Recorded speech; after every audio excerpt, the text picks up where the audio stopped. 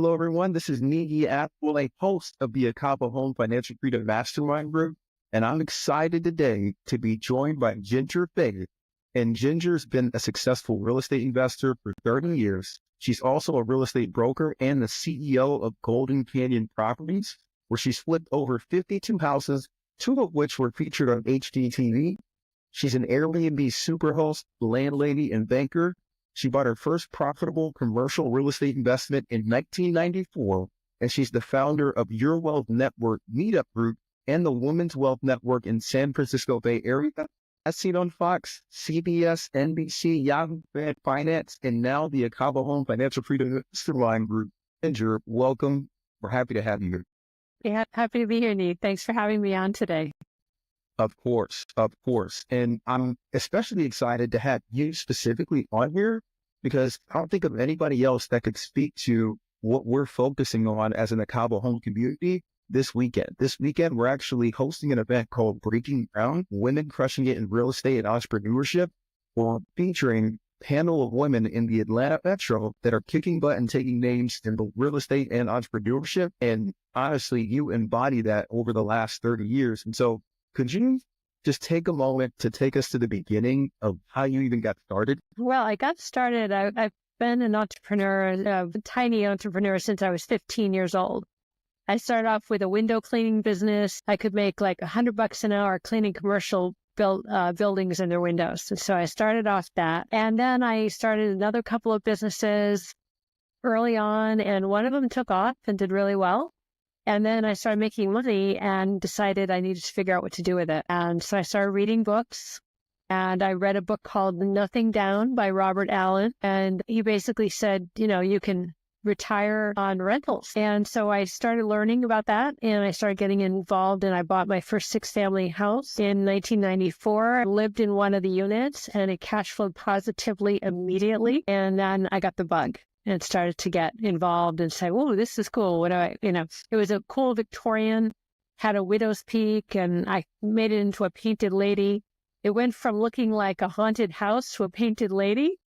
And at that point, my life changed. That is amazing. And I love that because in our community, a lot of individuals start off doing, I know in 94, it didn't really have a name.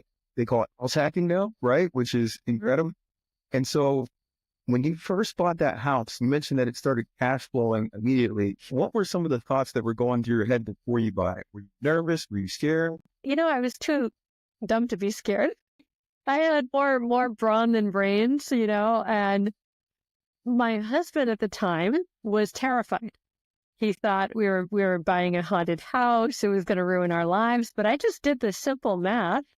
And even though the interest rates were at 15.5% and I paid 2 points to get it down there, even though the numbers still worked. And I guesstimated what I could get for rent based on what I was paying for rent in this neighborhood and so on. And it all worked out. I was making $500 a month positive cash flow and living for free. And so I wasn't nervous. I was more excited and, let me see, what I can do here. It was more about youthful excitement and desire to grow and learn and figure things out that kind of propelled me forward. Come on, man. No, that's exciting. And I would like to say that when I got my first unit, I was still young and dumb too. Okay. And it was a similar thing. It wasn't a 6-plex, but I actually bought a triplex in Louisville, Kentucky, lived in one unit, rent the others out, and I experienced the same thing. Definitely not cash flow immediately, but it was covering the mortgage, which was a win in my book. And so from there, this is one strategy that you used. What was the next deal that you did after that 6-plex? Well, the first thing I did was when I got that, Lloyd's of London was the only one who would insure it because it was mostly vacant. It was kind of scary looking, but the bones were good. So once I slapped some paint on it, it started looking a lot better. So I dropped the insurance with Lloyd's of London and got better insurance. So that dropped my expenses, then beefed up the cash flow. And as soon as I did that, I amped up the value by about 50%. And so I took the money out because now I started getting excited about this. Let me do this again. And I took some money out and I bought another 6-family with the money down from this property. That was my next one. And that one was more of a break even. It didn't cash flow, but it made a few bucks. It was good enough. And it was a nice, tight when I say tight, I didn't have to do anything to it. It was already nice. It was already a decent house in a decent neighborhood. This one, was a mess. That one was kind of it just kind of like rented out and made a few bucks, and it was good. And then I end up wrapping those two and buying a 9-family, and with no money down at all, because I got it as such a deal. It was worth probably $100,000 more at the time than I bought it for. And so between that spread and my wrapping the two, again, this was being young. I didn't know what I was doing. I was just like, oh, let me see what I can do. And okay, maybe I could do this. And maybe it was just a natural creative thing. There were no podcasts about this. It was kind of just following the tea leaves, following my gut instinct and seeing what would happen. And then that one did really well as well. So, and then I got the tenant from hell on the last. Yeah, everything was good until a tenant from hell. And so that's another conversation. So, but yeah, that's kind of what it was. It was just like playing a little Monopoly game and like, let me do this. And how much bank give me for this? And then by that time, and things had shifted around. I could get a local bank to get me a rate of 6.5% for a 30-year fixed on the second 6-family, which was pretty cool. So that was good. And then the rates had started dropping. And as the rates were dropping on the first house, which was 15.5, it had a variable rate mortgage, but they kept coming down till eventually it was like 7.5%. And so every month I was like, oh, I got another $100. Oh, I got another 50. That was kind of exciting. Ginger, to that point, you touched on something that's very interesting, because you were investing, as you mentioned, before self-help books, before podcasts, and before the interest rates were even anywhere near where they are today. Yet a few years ago, when it came up and went to 7%, everybody started freaking out. But we were when it was 15%. And so, what is your comfort level in today's? And it's all about the numbers. The challenge we have today, of course, is $1 million here where I'm at. I'm selling and representing a seller, for example, nearby, and the condo is worth upwards of $1 million. It's a townhome. It's worth over $1 million, like 1.1 roughly, right? And so now, okay, well, that's not going to work. But California has always kind of been like that. These were things I did on the East Coast. It's all about the numbers. It doesn't matter about the rate. It matters about the numbers. And so if the numbers work, they work. If they don't, they don't. Now, here in California, people have a strategy because people make quite a bit of money in certain pockets of California. I'm in Silicon Valley, so they have this tech money coming in and people are making money and they don't know what to do with it. So they park it here in real estate. And traditionally, California, Silicon Valley real estate doubles every 10 years. So to them, they don't mind writing a check every month because at the end of the 10 years, they're going to double.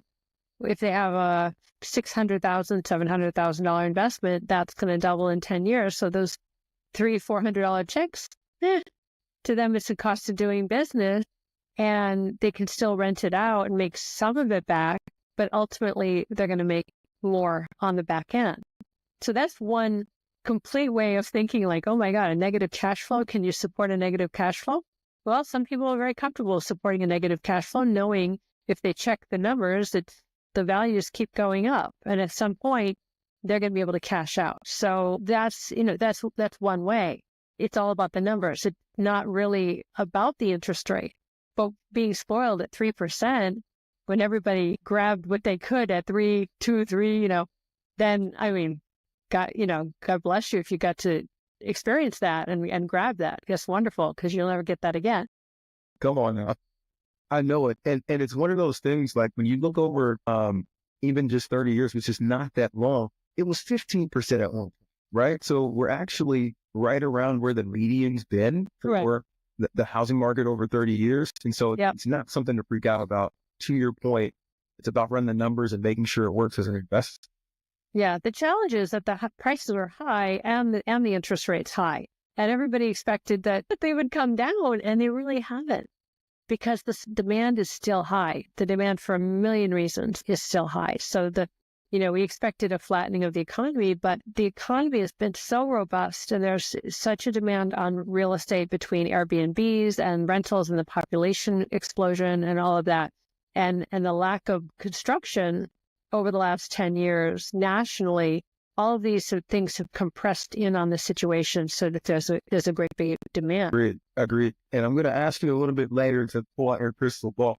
Before we get to that, just in your past, you've done flips, you've done the house hacks, you've done the Airbnbs. What is your favorite investment strategy? I really enjoy the Airbnbs from the standpoint I love hospitality. I love making people happy. I think because I get really good feedback, but that's like an emotional thing. From a financial thing, I really like finding properties that are in high distress situations and then renovating them for a large profit. More challenging. My last flip, for example, I bought a house in a really great neighborhood for $2 million and we demolished it. And then we took that, basically a lot of land with one wall up, and we dug in the foundation. We made a 2-story building, put in $1.25 million to create a new building, 3,500 square feet, and we sold it for 4.8. But what I loved about that was it was grand and beautiful. It was that farmhouse style, black and white. It was amazing. And I had an amazing team that I worked with. I enjoyed working with the team, and that was exciting and fun. So I would say, so what's my favorite? Anything I can sink my teeth into and get a good profit and get good feedback. I love design. And I think that the commonality is between the Airbnb and the renovations and the flips is the pride that I get in beautifying houses and then cashing in on them and handing it over to somebody who can enjoy it. So it fulfills a creative side of me as well as a need to make money. I'd say that's my favorite. No, and honestly, it's flowing combine passion with your day-to-day job. And it's a nice mix that you've created to be able to do both and do both well. And when you said $2 million to demolish a house, almost, I had to take a pause for a second. I'm like, man, it's different on the West Coast. We helped the client buy a $2 million house out here, and it was like 10,000 square foot, right? And nobody demolishing it. So this is, it's a little bit different price point. 800 square foot little Cracker Jack box of nothingness. Crazy. That is crazy. But it's a beautiful thing. And to your point, it makes sense over there, especially if it's going to double. It's much better than putting it into a savings account. It's going to beat inflation. Mm-hmm. It's going to be a nice investment down the road. Yeah, our investors ended up with like 10.5% on their money, right? Yeah. They made a killing. And I invested my own money and I got 10.5%. So I made on this short period of time, I made $50,000 on my money I invested, which was great. And I put that same money in the bank when I was done with that particular flip. And I made like $5,000 for the next year, right? So it was like $50,000 or $5,000. So, end up being really nice. Like, okay, I need to reinvest that again, right? So I took a break because it was right when the interest rates were spiking as I was reorienting, and I did some remodeling jobs just for fun while I was doing my brokerage and my mortgage and real estate brokerage, and then got back in the game once things stabilized. But yeah. You mentioned a little bit earlier that you work with a bunch of different partners, right? You gave your investors, they got a little over 10% return on their money. And throughout your career, you worked with different partners, like you went out with them. And so I've been in the real estate space for 8 years, and I can tell you, I've done a couple of partnerships. Some have been amazing, and some have really, really set us back. Like, man, we could be a lot further ahead than we are. Have you learned anything from some of those partnerships, or any lessons that you want to share with? What you said is so important. It's so critical. Okay, so Warren Buffett says before he works with anyone, they have to have energy, character, and integrity. And he says if they have energy, but they don't have. He basically says if they have no integrity and no skills and you want them to be lazy, you don't want them to have high energy. You want them, so you want them to be lazy. So high character, integrity, and high energy and knowledge, all those 3 things. Partnerships I've had all over the map, and there is wisdom in learning how to deal with partners. I'm sure you've learned a few things from your mistakes, as I have as well. So before I partner with anybody, I check them out on whitepages.com. You cannot trust social media because the professional people who are, partners, the professionals will clean and scrub their social media, so you cannot trust that. You can mostly trust whitepages.com or any other type of background checking. That will tell you a lot. There's a book called Sapiens, which is a very, very famous book, New York Times bestseller. And it talks about one of the ways that humanity catapulted beyond the animal species is by gossip, is that they could protect the tribe by talking about what was going on.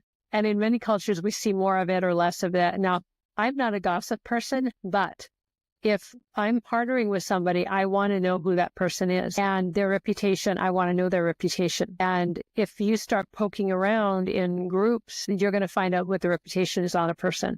And you need to have people that you trust to tell you, and you need to find out who their references are. With a contractor, you should think about bonding them if you don't already have a good relationship with them, that you trust them. With partners, you need to find out what their strengths are, what their, there's a great book called Rocket Fuel that talks about people who are visionaries and as far as people who are also integrators. Are they managers? Are they visionaries? What are they? And so find out what their talents are, what their skills and abilities are. What ends up happening is people who like each other end up hanging out together, having a good time, like, hey, let's do a deal together. And then they're like, oh, okay, let's do that. And they're not qualified to do any particular part of the deal. And it's that excitement and that fun in the beginning. But at the end, it becomes a mess. And then you can lose friends and partnerships and money, and it can be a disaster. So it could be anything from you can get involved with a scammer to you can get involved with somebody who's incompetent to you can get involved with somebody who wants to do the right thing, but they don't know what they're doing. Anything can happen, and everything is happy in the beginning and it's very exciting in the beginning, but business is business and it's not happy hour. So my advice to anybody is to do a background check on anybody, find out who they are. Don't be lazy, because this is so important.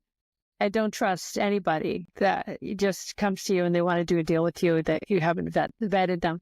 And be very, very, very careful when meeting people on Facebook or social media. The two biggest scammers I have come across were both people who were very, very active on Facebook and social media. And you couldn't tell who they were until later on when, the truth came out. One of these guys is still, probably both of them. One of these guys is still skulking around the Bay Area, ripping people off big time with big scams, and he hasn't been caught. I've been interviewed twice by the district attorney, and they said they were going to get him, and then they didn't. So he's still around. So that's just one. But yeah, you got to be really, really careful. This is a shark. This is shark-infested waters, and especially in the Silicon Valley area. Some places maybe not, where people are a little bit more, either easygoing or more trustworthy. But this is an area where, you just can't take anything for granted, and it's business. Think about bank and underwriting. If you've ever got a mortgage, they don't trust you. The banks don't trust you. No, the banks don't trust you, and they want to know everything about you. That's why they get, credit report and this and that. And it's why? Because they want their money. They want their money back, and they want their interest. And we have to have the same attitude when we're going to invest in somebody. We're going to invest our lifeblood, our time, our energy, our money. We want it back, and we want it in spades. We don't want to just be handing that around willy-nilly. It's not the place to be lazy. 100% agree. And literally, the example you used is when you go out with a loan, they're asking for every document under the sun. Make a drop of blood or verify that it's you. That's right. That's right. The next incarnation, the little glass, like right in front of the notary, again, right? Yeah, that could happen with everything crazy now with AI and people faking driver's licenses, but that's why reputation is so important, and that's why checking people out, like literally being involved with good organizations with people who. And some of these meetups, honestly, some of the teachers that I've seen, the leaders on the meetups, they know what they're doing, but they're not necessarily people end up trusting them, and then they end up, mishandling, mismanaging people's money. Some of them get too much ego, and then, they're good speakers and they can teach people, and they look good, they sound good, they move people emotionally, and then people write up their checkbooks and then hand it over to them, and then they say, look, I'm going to buy this beautiful building and we're going to do this and that and this and that. And then pretty soon they're going to Cabo with your money, and I've seen this with investment groups. I've seen it all over the place, but like Rotary, for example, if you have Rotarians or people who've been around for a long time doing good for the community, get to know people's reputation. I think that's really, really important. Hang around people who believe in the long game in life and in relationships, who play the long game, because it's so much easier to play the long game. Just do the right thing for people, be honest, pay attention. It's easier because then you get repeat business, you get repeat contact. These shysters, they're always like hitting and running and hitting and running, and they're living on adrenaline, and so. It's true. It's true. And to your point, when you're playing the long game, you're not worried about, I have to get this one deal, I got to get this thing from this person. It's more, what does that long-term relationship look like? The best example I can think of is I recently got into bigger deals, right? I have a partner out in Louisville, Kentucky that was my realtor. We built some self-storage. A lot of people that listen to the podcast, I know about this. We built some self-storage from the ground up, working to build some townhomes. But long story short, that was a 7-year relationship built up over time with me just investing in real estate on my own. She was a realtor, crushing it. And then it evolved into, hey, let's go in together and do something. We developed that over 7 years, especially nowadays where it's getting easier to scam people, more technology that's going to make it even more difficult to find out if it's false or not. I think the advice you're giving is spot on. Have to do your due diligence on the person, even more so than you do on the properties. Yeah, exactly. But I have a couple questions for you. So it's going to shift gears a little bit. I run the Acaba Home team in the Metro Atlanta. We have 13 team members, and over half of our team is made up of women that are out here getting after it and crushing it in real estate. And so I'm asking this question on behalf of them. Why is it important for women to invest in real estate? Because of the uncertainty of our world right now, I believe. Traditionally, we have the Cinderella and the Prince Charming. And I think that that's been the model in women's minds for the last, half a century, since the fees little bit of Leave It to Beaver. And some women, they want to trust a man. They want to kind of relax, and they want to just trust that the man will take care of things still. That's still a thing. From my experience, I didn't have that natural trust towards men. I grew up without a dad. So I think that benefited me in a sense of I just learned pretty early that I had to trust myself. My first husband, I don't think he wasn't very ambitious or entrepreneurial or someone I could have faith in. I couldn't trust him. But I was younger. I didn't know what I was doing either. No, but I felt early on, I learned to trust myself. And I think it's valuable now more than ever. It's worked well for me. Sadly, I've had women who they go through divorce, the husband passes away, something terrible happens, and now they're alone and they have not taken that time to invest in themselves. They don't have a lot of money. And that, to me, that was not going to be me. I had a security need, and I had a need to take care of myself because I was the only person I could fully trust, even though I have had many trustworthy, wonderful relationships with men, for sure. And I do believe I can trust them, but I can't trust them more than I can trust me. Yeah. And I think that's the number one reason, is because what happens, what happens if something happens to your spouse or your job? I just never want to be vulnerable. I think that's my thing. I don't want to be vulnerable. I want to have my foundation strong and feel confident, because I feel with confidence, like Maslow's hierarchy of right? The pyramid. You want your bases you want food, clothing, shelter in place. You want to have that so that you can launch to the next level, and then you can launch and continue to grow. I've been very blessed that I thought this way naturally. For whatever reason, since my teens, I wanted to build on that foundation. So actually, when I went through a divorce, in my 20s, I had the real estate, and it was like pushing off cash flow. And I could take time. I squirreled away. I just had a business that I was working part-time, making full-time income. And I got squirreled away time to meditate, go to classes, do massages, go to the gym. I had time to do that because I had this pushing out. And it was a long, protracted divorce, not because of anything bad, but it was just nobody did anything. So I just had all that money coming in, and it helped to stabilize things while we were deciding what to do. And it was, it was peaceful, it was fine, but it ended up helping me to have all of that money coming in, and so I just feel like women need that today. I think women need that strength, support. Come on. Absolutely. And even like, so I've been married for about a year, a little over a year, but we dated for 4 years leading to that. And I encouraged my wife before we got married for us both to go buy a couple of houses, right? Because one, it just makes sense, right? You can buy houses as a personal quote, and then when you get married, you can move in together and all that stuff.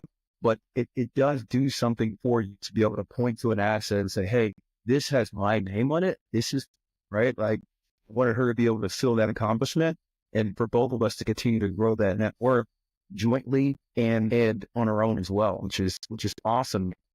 And so a follow-up question to you, because I have a lot of individuals that I know in my life that are women, but, may have gone through a divorce, things of that nature, and not been as well set up as you.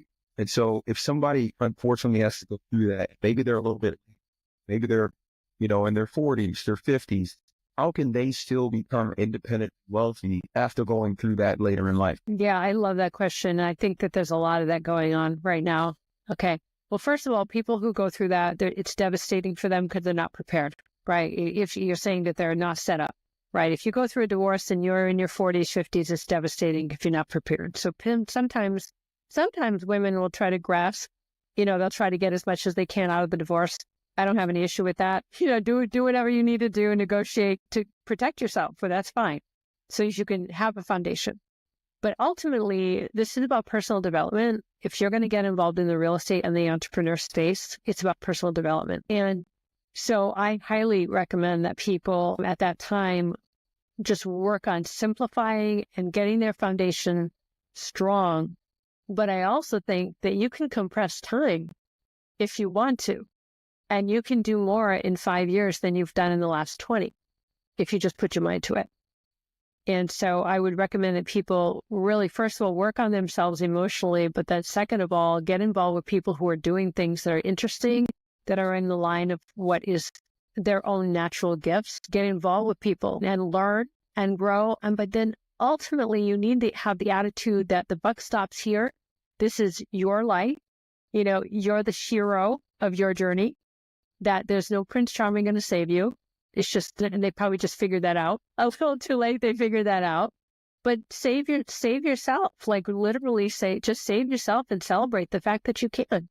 We live in an abundant world, an abundant economy, even though things are crazy right now with inflation and unfortunately, but you know what? We can rise above. We can rise above it. We need to be tactical, strategic, prayerful. I think connecting to God, praying for guidance, divine guidance will go do wonders for you, and be very focused on what your goals are. And you can recover at any time. One thing is money likes movement. So you're not going to be sitting around, thinking about money and having it just appear. You got to go out and figure out ways and learn and grow and get things moving. And hang around women who are, like you say, crushing it. That women are willing to get out there and work. What are they doing? What are they not doing? What are they learning about? And start talking with them and getting ideas and be humble, learn and move and find some good mentors, but it's all available to you. There's no reason that a woman, just because the past does not equal the future. Absolutely not. And actually you can use your past as motivation, whatever that is. If you let the guy take over all the money and he ransacked and that's happened to friends of mine. They've ransacked, that the man would ransack the bank accounts and now they're left devastated. But through prayer, intention, healing, focus, strengthening, they can rise above. And I've seen it over and over again, and they can really blow their mind by what they can do. If you can pull yourself together emotionally, and really focus on developing your strength, your boundaries every single day, take care of yourself, work out at the gym, all of that. You can blow your mind on what you'll be able to accomplish in a short period of time. And I would encourage any woman to do that, to just say, you know what? It's me and me. He's not going to be around to save me. It's me and me, and let's just get to it. That is it. And it's about buckle down. And to your point, you mentioned something. You said over a 5-year period, you can accomplish a lot and really knock your own socks. And I remember looking at it, full, forget exactly where I saw it, but it said people tend to overestimate what they can push in you and severely underestimate what can be accomplished in 5 years. And I think it has to do with the pieces that you mentioned, compound, right? First year, making sure you're right there, praying, having faith. But then, and most importantly, right after that, going out there, right, getting out there and making moves, right? Making moves and getting better each day and taking care of yourself physically, mentally, spiritually, to make sure that you can make those strides to be that person that you want to get to. And then also a piece that you mentioned that I really like was just proximity, right? Getting around other people that are killing it or crushing it, or listening to individuals like Ginger, who's had this wealth of knowledge, been through the ups and downs and made it out on the other side, thriving, and take inspiration from that to know that it could be you as well. And so I really advice. Thank you. Yeah. Yeah. I know it can be done. I know it can be done. And I think it has to be done. I think it has to be done. I think that every human being has, God's put in us an indomitable spirit, right? We love the Rocky stories. Why do we love why do we love these stories? Because we know inside, this is what we have inside of us. We have that strength to push through adversity. We've got it. But when it's not exercised, we don't quite feel as good about ourselves. We don't feel as, and I think a lot of women find themselves trapped with it, after they go through a divorce, because they maybe know inside they're not living up to their potential. And that, I think that hurts us spiritually. So by, when I pass, hopefully when I'm very, very old, I want to believe that I've done my very best.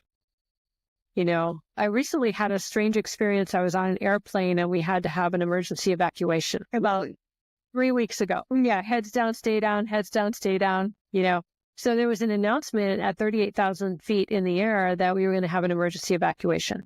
And they smelled smoke in the cabin. And they said, folks, prepare for an emergency evacuation. I had just been talking to my fellow passenger who is from Brazil, as a Brazilian man, big guy, about adventures and World Heritage sites and bucket lists. And we were having this really dynamic and exciting conversation about travel. But his English wasn't it was good. But when the flight attendant said that, he said, "Did I hear that right?" I said, "Yeah, we need to prepare for an emergency evacuation." And they said in about 15 minutes, we're going to be landing the plane. Now, at that point, we didn't know anything. We knew smoke. We knew 38,000 feet landing the plane. We didn't know if it was going to be with slide. We didn't know if something was going to blow up. We didn't know anything. And I remember thinking about that and being calm. And I was like, well, I didn't get everything done I wanted to. I have a lot more to do, but I did the best I could. And I was completely calm. And he took my hand and he was shaking. He was like this young, big, strapping guy, and he was shaking, and I was calm. And then later on, he told me, because we landed safely, later on, he told me that when he felt that I was calm, he figured he could be calm. And then he prayed, and then he calmed down. And then eventually we were finding an airport, and we landed in the airport. But they still did the protocol, heads down, stay down, heads down, stay down. We didn't do, a water landing or any, in a field. They found an airport, they connected with that, and we ended up just doing a regular landing. And then we ended up going to the Ontario airport, and then the fire trucks were there, and they were checking out the thing. But, we didn't know, okay, is it going to blow up? What was going to happen? But that feeling of I did the best I could was interesting, because you don't know what you're going to experience unless you get into that type of thing. But I had a lot. I figure, well, everything I've been through, I have faith that I'll be okay on the other side. I knew that. I felt confident about that. I think that's something important for me, that I want to know that I'm doing the best that I can for myself every day. And every day is different. Some days damn, I wish I could have done better here or better there. I'm nope, you did the best you could. Really. Just always putting out positivity in the world, working out, learning, keeping to my disciplines, and all of that. I think that we need that. We need that personal development, knowing that we're doing the best that we can. And definitely in the arena of real estate, investing in entrepreneurship. 100% agree. And I'm thankful and happy that you guys landed safe and that you're able to be here today. But the thoughts that came to you, it really resonates with me personally, because all you can control is control, right? The rest you got to kind of let it go. And as long as you know that you're doing your best day in and day out, that's what matters. It's more about the process than it is the result. Because if you're doing the right actions and taking the right steps, the results will come. And maybe this year, but within a new time frame, right? Or maybe 10, however long it takes, you will see the results of your efforts and do reap what you sow, right? And so that's the concern. Yeah. And Ginger, I wanted to pivot to a couple last questions. We like to do kind of like a 3, 2, 1.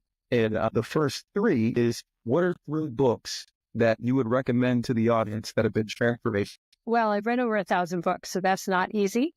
Okay. And I'm like, every couple months, I'm like, this is the book of the year, right? This is the book of the year. So in the arena of money and entrepreneurship, well, first of all, I think Unlimited Power with Tony Robbins changed my life back in the day. His energy was amazing. And I believe that I could do anything, So that's, I would say, Unlimited Power, anything by Tony Robbins. His early stuff, his new stuff is fine. It's great. He's evolved. But his early stuff was rah, rah, rah, you can do it. And there's, so I think there's value in that. So I would say Unlimited Power was a pivotal book for me. I'm reading one right now. I love it. It's called Thou Shalt Prosper.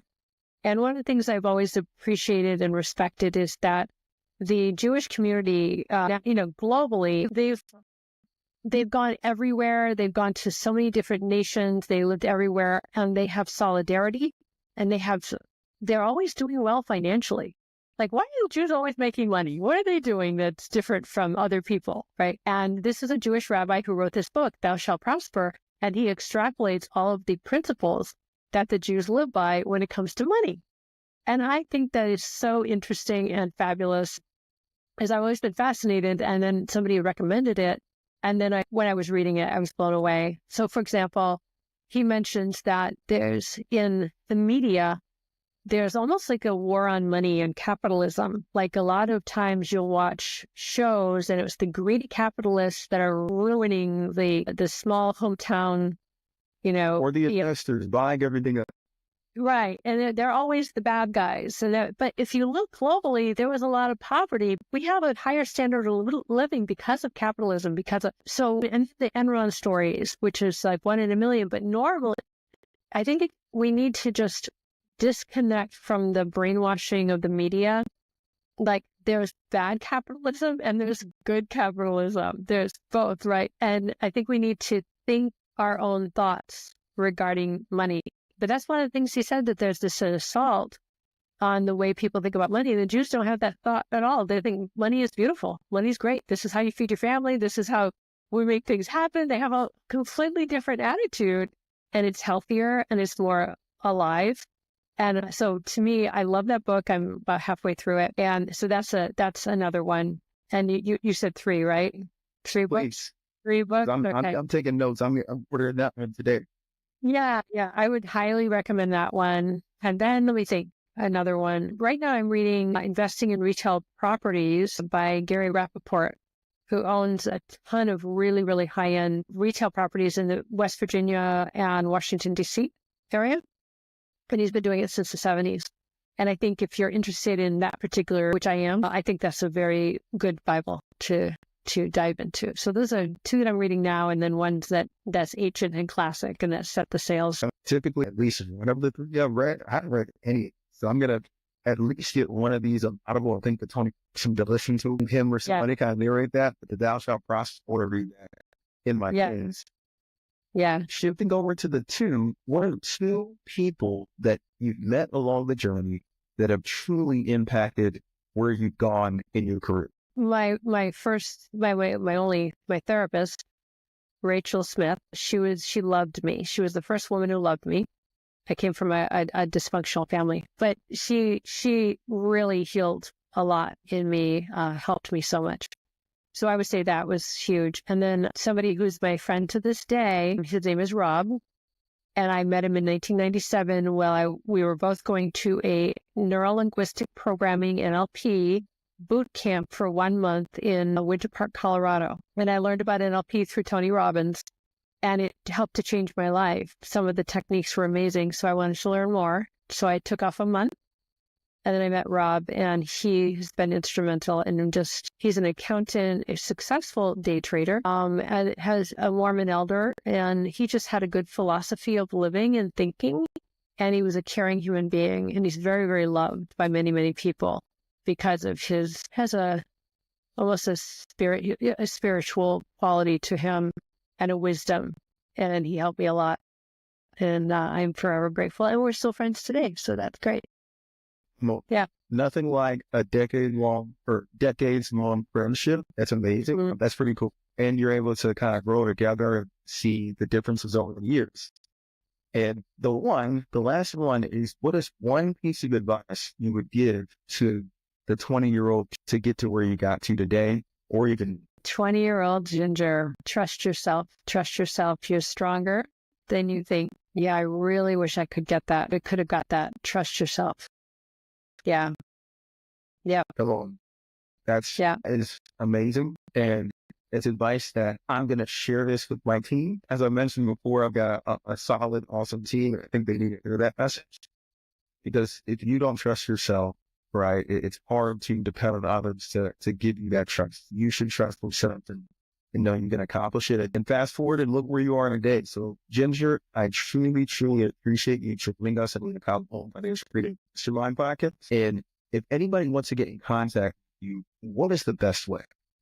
It's pretty simple. I'm on a lot of the social media. So Ginger Crystal Faith. I think I'm the only Ginger Crystal Faith real estate entrepreneur broker in the world. And so I'm on Facebook. I post things on Facebook every day. I have a presence on social media, and I've got a YouTube channel with about a little over 100 videos over the last few years. And just Ginger Crystal Faith. Just reach out to me and leave me a message. Come on now. And the final question for you is, how can our audience help you one of your goals heading into next year? What are you excited about? How can our audience support? Well, if anybody is interested in investing in commercial real estate, I would say, reach out to me, because that's my focus. I've been working with the J. Scott Shield Commercial Academy for the last year. I've worked with them on and off since 2010, but I've dove in very seriously in the last year, and there's a lot of opportunity coming up in commercial in the next decade. So I would say, if somebody's interested in that arena, reach out to me. Either if you find that you have a deal that you want to get involved with, but you don't know how to structure it, reach out to me. Or if you have an interest in passive income, more of a passive income money type of thing, reach out to me, and I can put you on our list for when we find a really right opportunity, because we can either get money from bridge lending, hard money while we're stabilizing the asset, or we do a combination of private money, and that. So kind of like play around with every single deal, which one's the way to go. But if somebody wants a really good, like I had, gotten 10.5% on that big flip, that was much nicer than the 5% at the bank. And even 5% now is like a big deal to get 5%. So I put my own money in the deals, and then, use other investors to get, income. So if somebody wants income, or if they find that they're interested in locking down a commercial deal, they don't know how to do it, reach out to me. We can see if somebody in our team can help. Done. And we will definitely put Ginger's contact into the show notes. And Ginger, again, I can't thank you enough for joining us on this beautiful Thursday. And I hope that you have an awesome rest. You too, Nate. Thank you so much. Pleasure to be here. Join us every Wednesday